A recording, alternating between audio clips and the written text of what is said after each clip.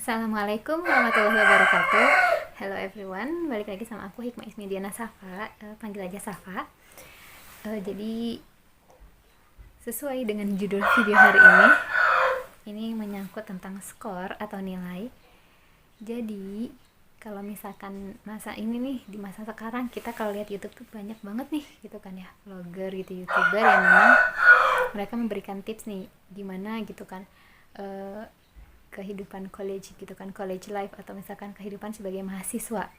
Entah itu ada tips untuk meraih nilai A kayak gitu, entah itu tips untuk gimana sih lebih mudah memahami pelajaran mata kuliah kayak gitu. Nah, konten hari ini sebenarnya berbanding terbalik dengan hal yang seperti itu, yang kayak gimana nih kita meraih nilai grade yang besar gitu kan ya. Kebetulan konten hari ini benar-benar ya kayak tadi kan ya, tidak sesuai gitu. Jadi ini adalah gimana sih menghadapi kalau misalkan kita nilainya tidak diharapkan gitu kan ya, dapat E gitu kan kalau misalkan di kuliah tuh gitu. Nah kalau misalkan teman-teman yang masih sekolah itu dapat misalnya di bawah KKM atau nilainya jelek. Nah ini tuh sebenarnya berawal dari pengalaman pribadi.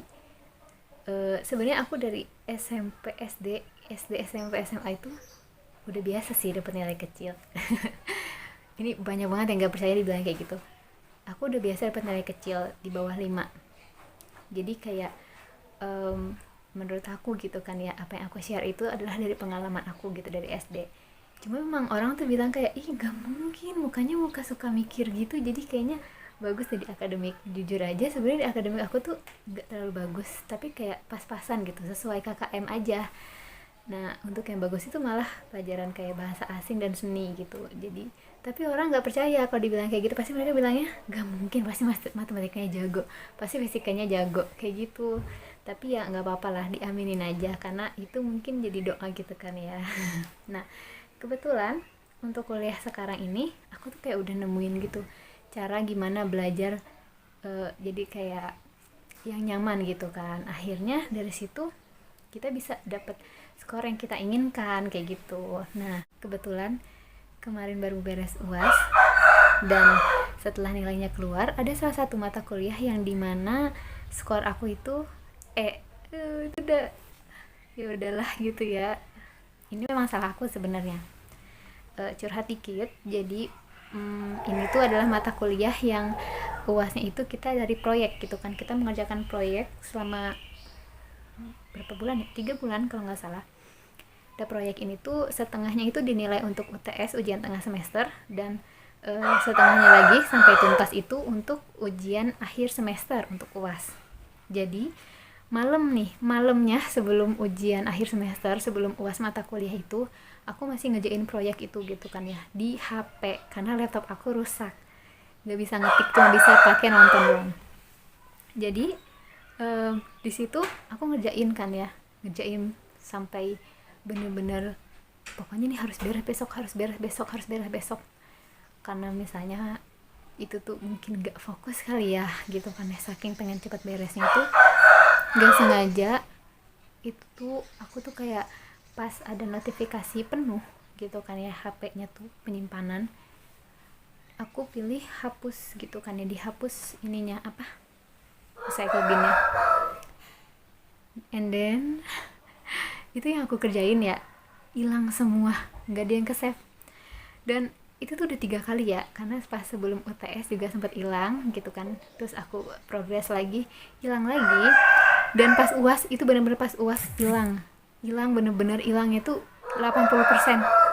Itu udah bener-bener stres banget dan kayak gimana tuh ini teh gitu kan, harus gimana dong besok gitu kan, ujiannya besok gitu. Dan ujiannya itu kita akan mengerjakan soal gitu kan sesuai dengan proyek kita. Mungkin aku bisa jawab gitu kan, nanti proyeknya A, B ya gitu kan ya, misalkan ini gini. Tapi yang masalahnya itu proyek itu juga akan dikumpulkan, dan kalau misalkan proyeknya itu nggak dikumpulin, otomatis kan nilai tugasnya nggak ada gitu kan, dan nilai tugas itu akan mempengaruhi nilai akhir. Nah sebenarnya mungkin bagi sebagian orang gitu kan nilai itu kayak ya udahlah nggak apa-apa gitu kan ya, tapi ada juga bagi beberapa orang kayak aduh nggak bisa gini, aku harus tetap bagus gitu kan, terutama bagi mereka yang mencari beasiswa nih kebetulan aku juga pencari beasiswa dan uh, orang yang mendapatkan beasiswa, jadi tentu harus mempertahankan nilai. Dan kalau nilainya jelek atau turun itu kan berarti benar-benar wah mengancam banget gitu kan. Makanya pas dapet itu sedih sih, tapi ini memang salah aku karena setelah hilang itu aku masih bisa ikut ujian dan dikasih waktu beberapa hari untuk mengerjakan proyek tersebut. Cuma karena udah stres banget gitu ya, ngerjainnya kan nggak sehari 2 hari ya, cuma ngerjainnya berbulan-bulan gitu. Nah sedangkan ini harus bikin lagi dalam berapa hari, itu tuh kayak udah aku nyerah. Itu salahnya di situ, aku nyerah, aku nggak lanjutin dan aku nggak kumpulin. Padahal harusnya aku kumpulin aja gitu, biarpun misalkan progresnya cuma 20%. Tapi di situ aku nggak kumpulin, jadilah jeng nilainya Jadi ini jangan dicontoh ya teman-teman. Harusnya yang lebih baik itu dikumpulin aja segimanapun beresnya gitu. Jangan kayak aku gitu kan, dasar emang perfeksionis, jadi nggak beres ya nggak dikumpulin. Jangan kayak gitu ya. Nah gara-gara itu nilai aku otomatis langsung Oke, ini cerita aku. Nah lalu gimana nih, gimana cara kita menyelesaikan masalah tersebut? Dapat nilai itu masalah kan, gimana nih cara kita gitu kan ya menghadapi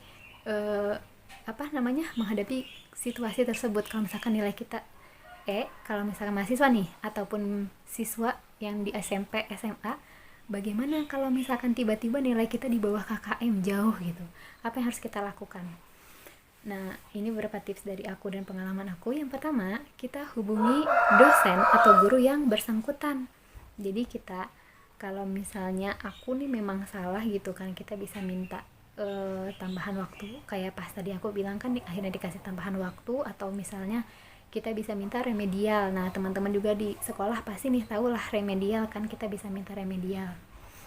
Terus kalau misalnya nih memang kayak saya sudah mengerjakan sesuai instruksi gitu kan, saya sudah melakukan yang terbaik, saya sudah, kalau misalkan teman-teman yang di sekolah misalkan saya udah mengisi sesuai teori tapi kok kurang nilainya ya, kok salah ya, itu juga bisa dikonsultasikan ke dosennya atau ke gurunya.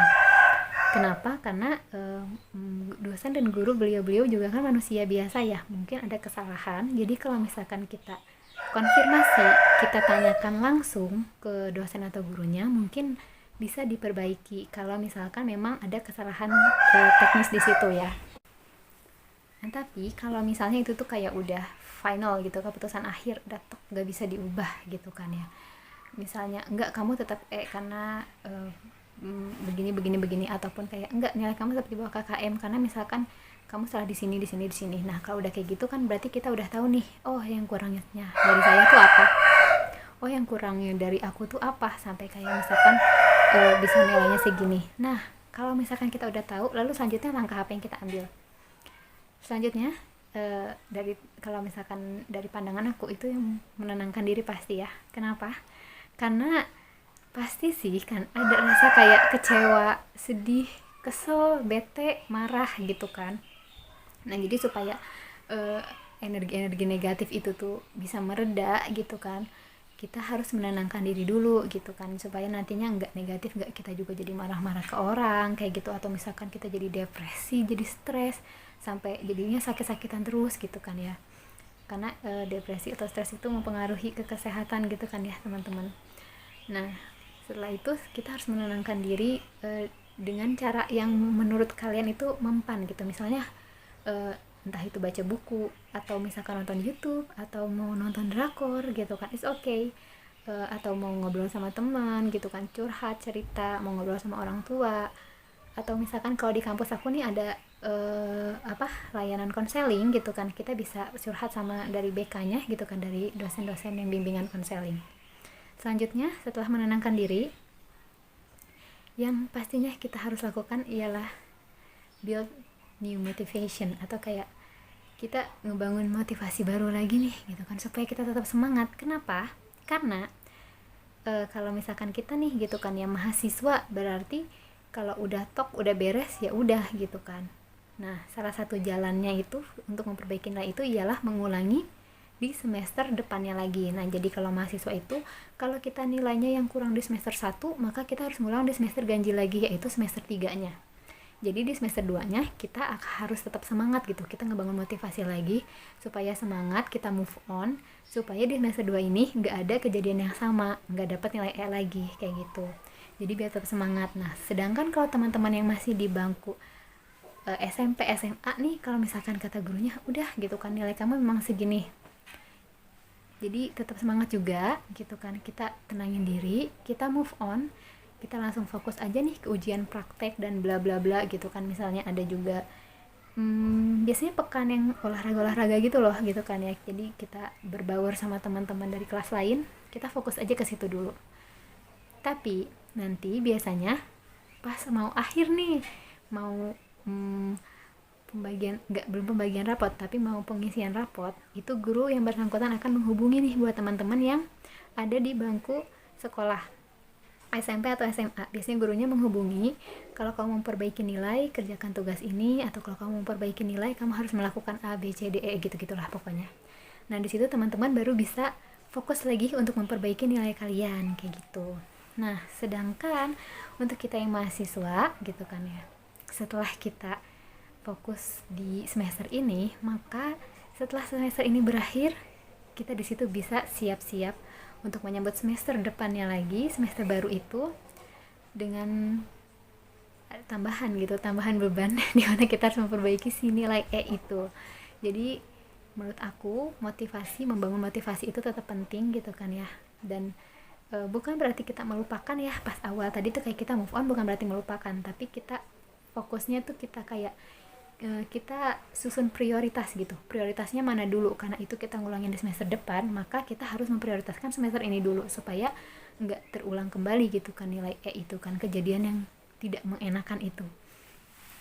So jadi itu sih dari tips dari aku ya, kenapa nilai itu penting. Sebenarnya memang nilai itu tidak menjamin kesuksesan seseorang. Nilai itu gimana ya, tapi dia tetap penting gitu. Dia tetap penting walaupun dia tidak menjamin kesuksesan untuk beberapa orang terutama ya. Satu hal lagi yang mau aku sampaikan di video ini ialah kata-kata mutiara dari film India berjudul Cicore. Ini kalau gak salah tahun 2019 gitu ya, aku gak tahu sih pelafalan yang benar gimana, tapi aku nyebutnya Cicore. Nah jadi di film itu dikatakan bahwa kadang kita itu terlalu fokus gitu kan dalam meraih tujuan, meraih kesuksesan ataupun kemenangan, sampai kita lupa nih gitu bagaimana untuk menghadapi kegagalan, bagaimana menghadapi kekalahan gitu kan, bagaimana kita menghadapi di saat hal yang kita inginkan itu tidak sesuai dengan harapan. Dan kita terlalu fokus akan sebuah kemenangan, kekalahan, kita juga fokus akan kesuksesan dan kegagalan, tapi kita lupa hal yang paling penting dalam hidup itu ialah kehidupan kita sendiri. Mungkin itu sebagian tips dari aku dalam menghadapi situasi dimana kita mendapatkan nilai yang tidak kita inginkan. Mungkin teman-teman boleh juga share tipsnya gitu kan, kalau misalkan aku punya tips yang lain nih beda gitu, boleh ditulis di kolom komentar supaya teman-teman yang nonton video ini juga bisa membaca dan kita sharing bareng gitu kan ya. Jadi kita sebagai mahasiswa, sebagai student gitu kan, sebagai siswa, kita bisa saling support gitu kan, kita saling menyemangati, karena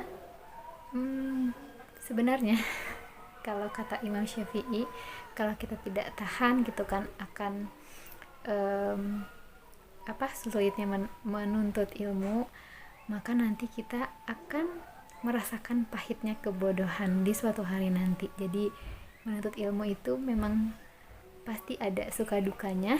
Jadi kita saling menyemangati, semangat teman-teman yang baru jadi mahasiswa, selamat, dan yang belum jadi mahasiswa nanti semoga bisa belajar dari video ini. Dan yang sudah lulus nih, udah lulus dari mahasiswa, udah jadi sarjana, mungkin video ini bisa bikin flashback gitu kan, mengingat memori lama. Jadi semoga videonya bermanfaat. Lebihnya atau positifnya boleh diambil, yang negatifnya dijadikan pelajaran aja gitu, jangan dicontoh ya. Apalagi tadi yang kesalahan aku itu jangan dicontoh. Mungkin sekian dari aku dalam video ini. Semoga hari-hari kalian selalu menyenangkan, dan wassalamualaikum warahmatullahi wabarakatuh. Bye.